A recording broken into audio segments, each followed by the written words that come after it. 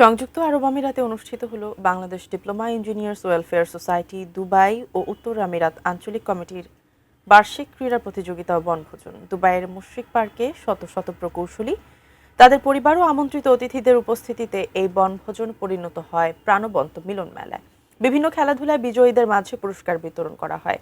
সংগঠনের সভাপতি প্রকৌশলী হাবিবুল্লাহর সভাপতিত্বে ও সাধারণ সম্পাদক প্রকৌশলী জহুর হোসেনের পরিচালনায় অনুষ্ঠানে উপস্থিত ছিলেন আয়োজন কমিটির আহ্বায়ক সাবেক সভাপতি প্রকৌশলী আবু তাহের ভূঁইয়া, কেন্দ্রীয় কমিটির সাধারণ সম্পাদক প্রকৌশলী জাহাঙ্গীর হোসেন, বনভোজন আয়োজন কমিটির সদস্য সচিব বাবু উজ্জ্বল চক্রবর্তী ও মহিউদ্দিন ইকবাল সহ আরও অনেকে।